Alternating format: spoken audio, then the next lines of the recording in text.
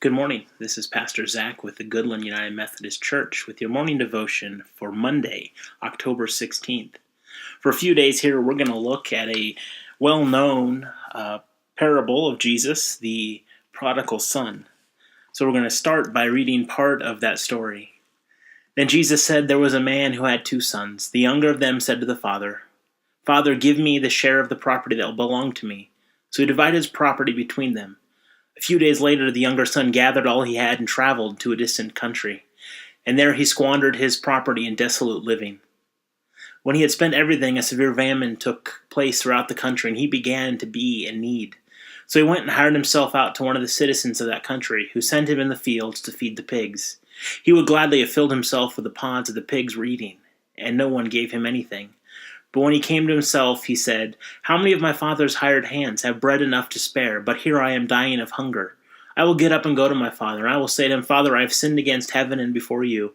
I am no longer worthy to be called your son. Treat me like one of your hired hands.' So he sent off and went to his father."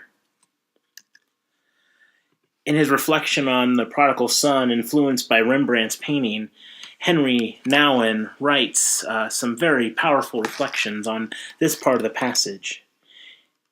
He says, "An issue here is the question, to who do I belong, to God or to the world?"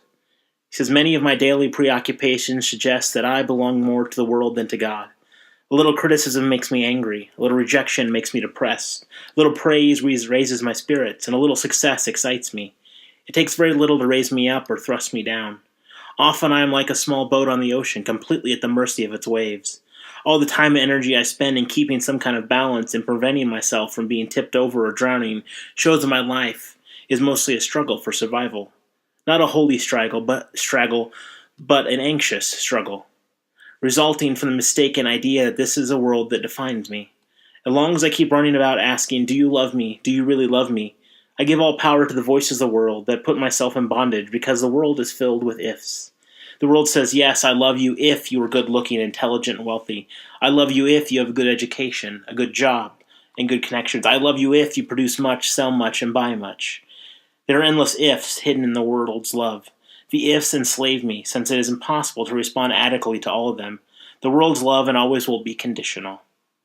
Addiction might be the best word to explain the lostness that so deeply permeates contemporary society.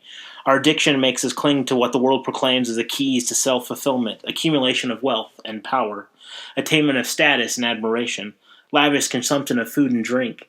These addictions create expectations that cannot but fail to satisfy our deepest needs. I am the prodigal son every time I search for unconditional love where it cannot be found. Why do I go keep ignoring a place of true love and persist in looking for it elsewhere?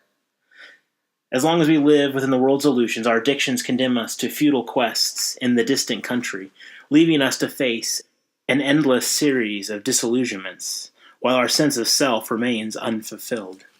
As we look at this passage over the next few days, let us think about how we relate to each character, how we are looking, maybe in a distant country, for something that we can find right at home with God.